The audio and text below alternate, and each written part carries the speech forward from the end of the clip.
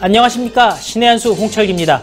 오사카 G20 다자 외교가 막이 올랐습니다. 특히 미중 간의 경제 전쟁이 부각되고 있습니다. 과연 트럼프 대통령과 시진핑 주석이 담판을 통해 해결할 것인지 귀추가 주목됩니다. 김정기 박사님과 대화 나눠보도록 하겠습니다. 안녕하십니까? 안녕하십니까? 정말 전 세계에 이목이 집중돼 있는 G20라고 할 수가 있는데요. 네. 특히 미중 간의 그런 네. 무역 전쟁, 경제 전쟁, 물론 북핵 문제도 또 있겠죠. 그렇죠. 이런 여러 가지 이슈들을 결국에는 시진핑과 트럼프 대통령이 해결을 해야 될 텐데요. 그렇죠. 과연 어떤 얘기가 나올까요? 예, 이번에 G20 정상회의에서 가장 큰 그 비중을 가지고 있는 정상회담이 아마도 미중 간의 회담인 것 같아요. 우리나라 대통령은 남들은 다 일본 수상하고 정상회담 하는데 문 대통령만 빠졌죠? 네.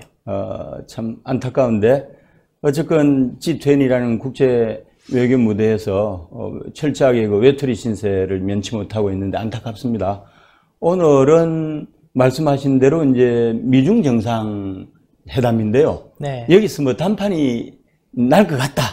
이런 식으로 이야기를 하잖아요. 이번에는 진짜 단판이 난다. 단판 나기 어려울 거요. 네. 정신이 없잖아요. 1박 2일 코스로 해서 양자회담을 지그재그로 계속 하잖아요. 상당히 피곤하거든요. 네. 그래서 사실은 G20 현장에서 어떤 복잡한 이 문제를 해결하기보다는 접근을 하는 데 있어서 물꼬를 트는 무대라고 할까요? 그런 것 정도. 이제부터 시작이다. 그렇죠, 그렇죠. 그래서 제 생각에는 아마 지금 미중 간에 이루어지고 있는 무역 전쟁을 연말 정도까지 좀 휴전하자.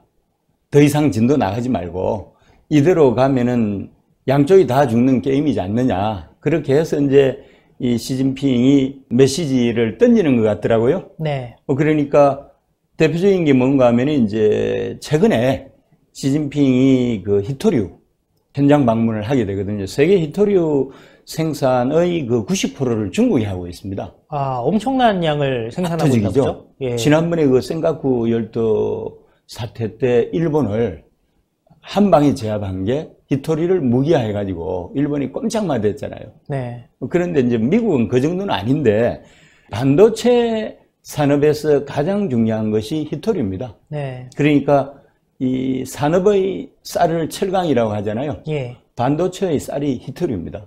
이걸 90% 정하고 있는 거예요. 그러니 무기화할 수 있지만 이제 끝까지 가겠다는 거죠.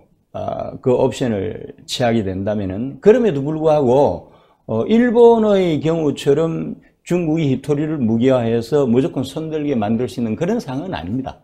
왜 그렇죠? 그런 상황은 아니고 사실 히토리라는 게 좀 후진국형 산업이거든요. 예, 그래서 일종의 굴뚝 산업 비슷해서 좀 히토리라는 게 좀 아주 희귀한 광물 자원들을 총칭해서 이야기하는 거거든요. 네. 그게 이 미국에도 많이 있고요. 러시아도 많이 있고 큰 나라에는 다 많습니다. 미국에도 많이 있는 그렇죠. 자원이네요. 그렇죠. 안 할 뿐인 거죠. 네. 왜냐하면 후진국형 굴뚝 산업이기 때문에 안 할 뿐인 거지. 또 호주도 많이 있고 그래서 유사시에 호주를 통해서 공급받을 수 있는 그런 것도 있고 해서 일본만큼은 무기화하더라도 효과를 발휘하기는 어렵지 않겠는가. 그런데 중국 정치라는 게 그렇거든요. 이 체면 문화잖아요. 체면을 중시하면서 또 폼을 좀 잡아야 되잖아요. 그러니까 이제 점잖게 하는 거죠. 제일 먼저 이 시진핑이 히토류 이 공장 현장을 방문을 함으로 해서 우리가 유사시에 너한테 이것을 무기할 수 있다 하는 거를 메시지를 던진 거고요. 네. 또 하나는 최근에 보니까 이제 이란산 원유 있죠. 네. 그거 수입했습니다. 이란 석유가 하루에 280만 배럴 정도 생산하는데요. 미국이 강도 높게 조치를 취하고 나서 하루 50만 배럴로 줄어들었는데 네. 그동안 이제 제재 조치 면제 대상국이 있었거든요. 우리 한국이나 그 다음에 중국 같은 나라들은 일정 기간 동안 유보를 좀 시켜줬어요. 네. 그래서 우리나 중국은 대이란 제재 조치하고 상관없이 이란으로부터 원유 수입을 해왔거든요. 네. 그렇게 해왔는데 이제 그 데드라인이 끝나버렸어요. 기한이 끝나면서 네. 기한이 끝나면서 이걸 연장을 해줘야 되는데 네. 연장을 안 해줬거든요. 그러면서 중국이 이란산 원유 수입을 1일 단위로 네. 20만 배를, 그러니까 원래 제재 조치 취하기 직전에 280만 배를 비교하면 그래도 한 10% 가까이 되잖아요. 네. 그거를 사주기 시작하는 거예요. 그러니까 이게 뭐 유사시에 이제 미국이 이 요청을 했음에도 불구하고 거기에 따르지 않고 네. 중국이 일방적으로 제재 조치하고 상관없이 그냥 사줬잖아요. 그래서 이거 하나고요. 또 하나는 최근에 이제 시진핑이 역사적인 평양 방문을 하잖아요. 참 네. 오래간만에 간 거거든요. 중국 최고 지도자들이 평양 잘 안 갑니다. 정말 오래간만에 나들이 했는데 사실 이제 북한 비핵화 카드 가지고도 미국을 흔들겠다는 거거든요. 네. 사전에 간 이유가 있을 거 아닙니까? 그렇죠? 사전에 간 이유가 지금까지는 중국이 손 놓고 좀 있었어요. 네. 그래서 이제 북한 너가 미국하고 양자 회담을 통해서 해라.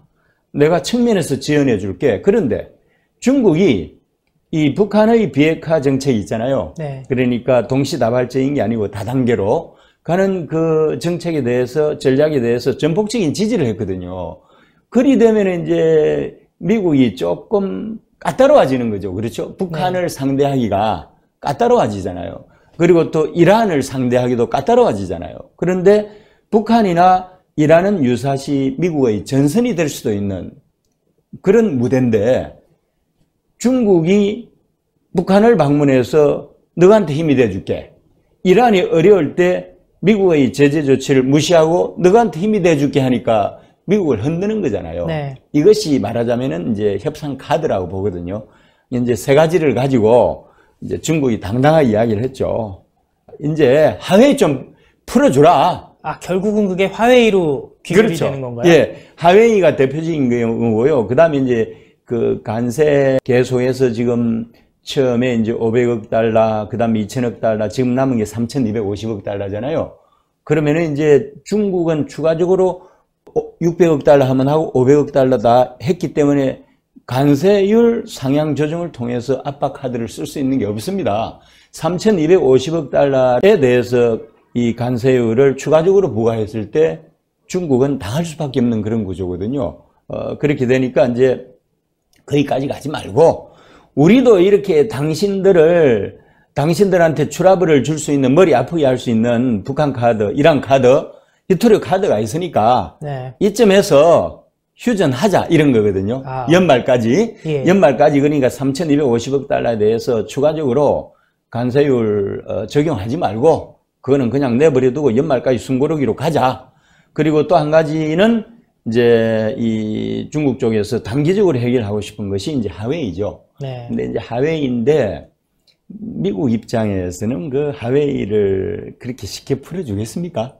그러니까 아까 3,250억 달러에 대해서 추가 관세율을 적용하는 거는 아마 연말까지 좀 연기를 해서 네. 휴전으로 갈 수 있겠지만은 하웨이를 단기적으로 풀어주기에는 너무 미국이 막 갔잖아요. 네. 그리고 일종의 그 미국의 동맹국들을 중심으로 해서 반하웨이 전선까지 형성을 했는데 네. 이거 쉬운 거 아니잖아요. 그러네요. 아까 그렇잖아요. 왜 중국의 체면을 말씀하셨는데 미국의 그렇죠. 체면도 또 중요하지 않겠습니까? 미국의 체면도 중요하죠. 그래서 제 생각에는 만일에 휴전으로 간다면 3,250억 달러에 대한 추가 관세율 적용하는 건을 가지고 유예를 시켜서 연말까지 가는 그것이 휴전일 거고 하웨이는 또 압박도 있어야 되잖아요. 한편으로는. 네. 그대로 이제 갈 수밖에 없지 않겠는가. 왜 그런가 하면 이번에 이제 무역 그 협상 대표단 구성을 보면은 네. 되게 센 사람을 집어넣었어요.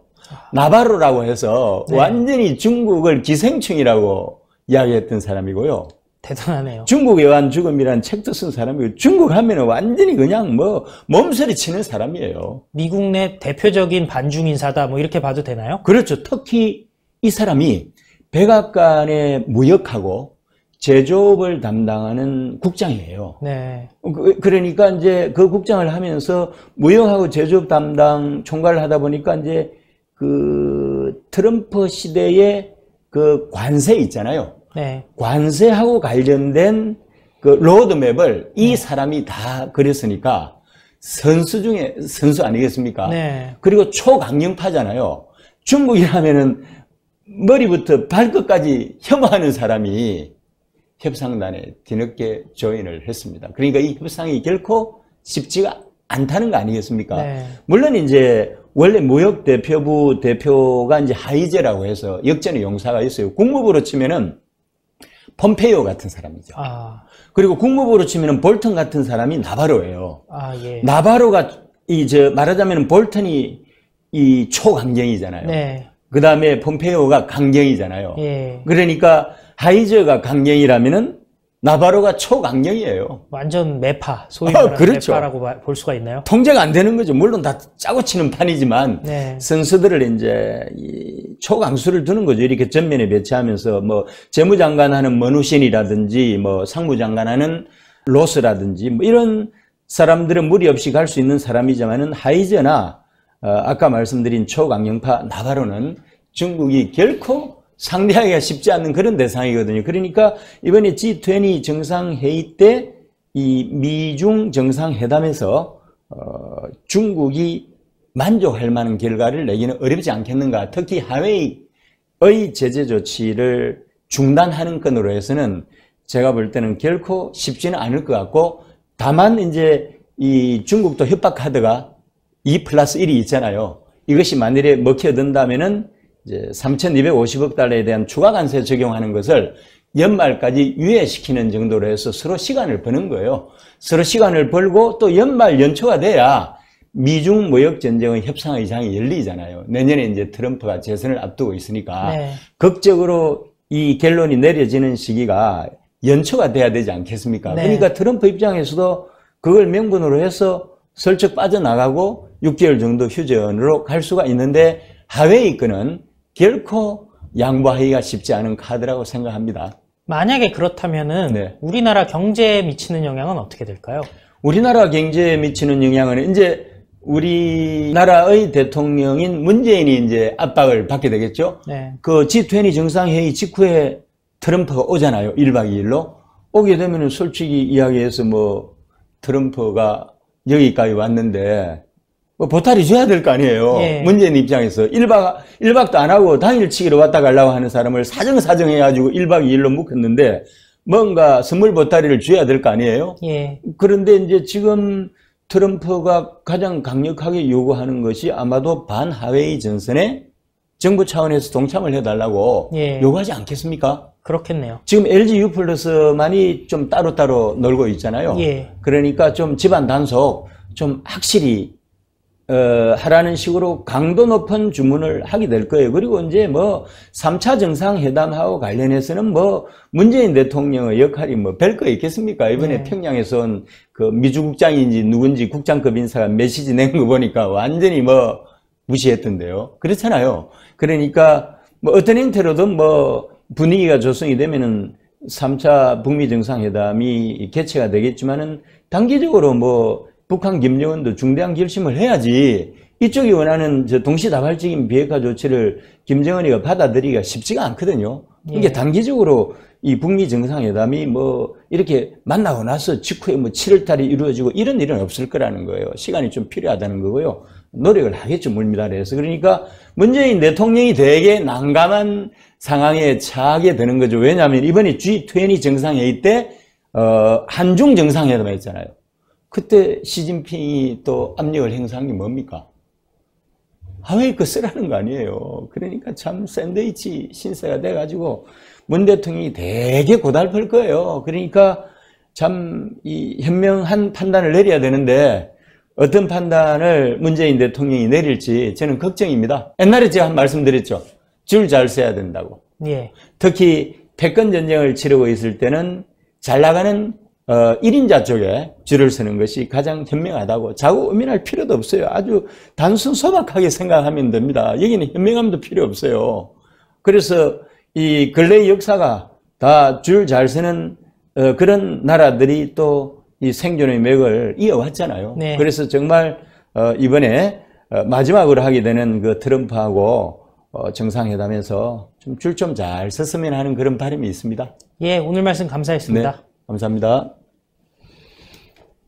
네, 말씀 잘 들으셨죠? G20에서 결국 시진핑과 트럼프 대통령의談판이 있을 것이고 그럼에도 불구하고 화웨이 문제에 대해서는 해결이 되지 않을 것이다 라는 말씀을 하셨습니다.